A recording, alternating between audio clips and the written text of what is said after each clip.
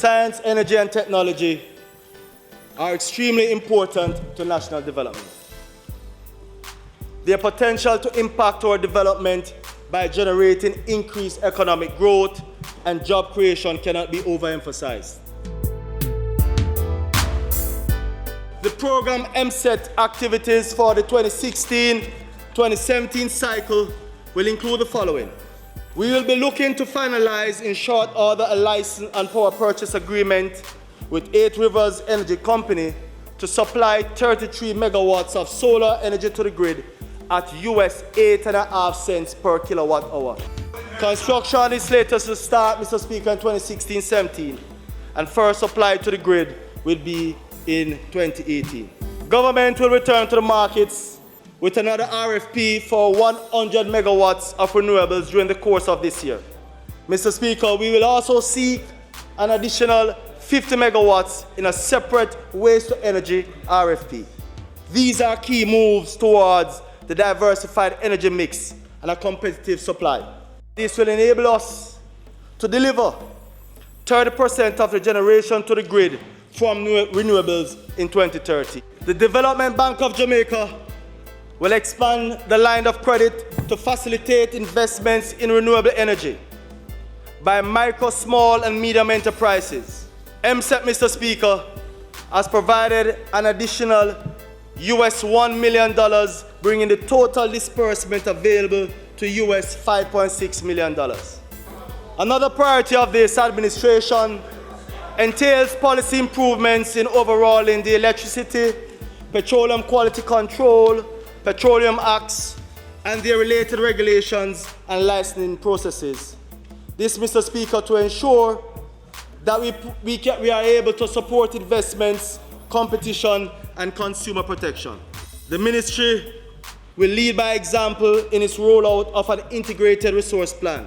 I want to introduce to Parliament the S.E.T initiative, which stands for street lighting, installations, loss reduction, and community renewal.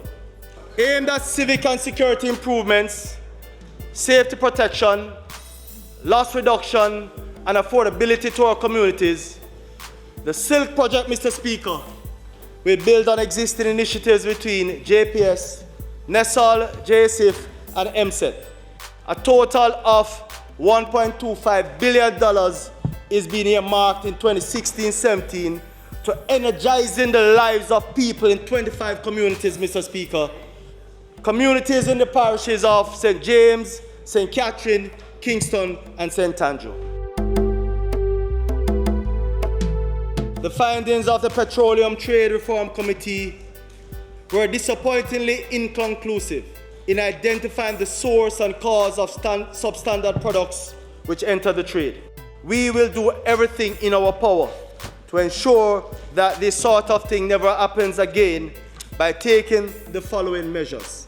We will, Mr. Speaker, re-establish a fully staffed petroleum inspectorate under the purview of the ministry to, among other things, regulate, oversee, and monitor the petroleum sector and process the granting of licenses and renewals. We will amend legislation to strengthen the stewardship requirements for importing and distributing petroleum products.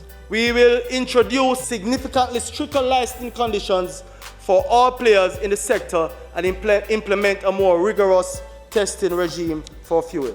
The matter of redress for affected consumers is being pursued by the Consumer Affairs Commission, which has claims totaling some $25 million. I now turn to the second pillar of the portfolio, ICT. This administration firmly believes that technology is the catalyst for the enablement of economic growth and prosperity. This year's priority components of the ICT 10-point plan are as follows. These form a recipe which will make us set for prosperity.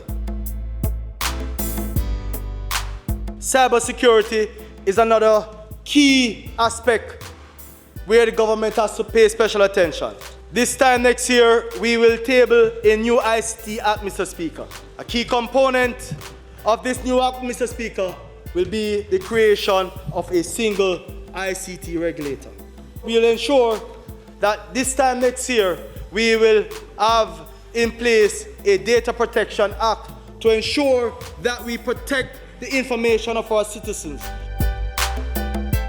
with fixity of purpose and an unwavering commitment to getting the job done on behalf of the people of Jamaica. I am confident that we will achieve what we have set out to achieve.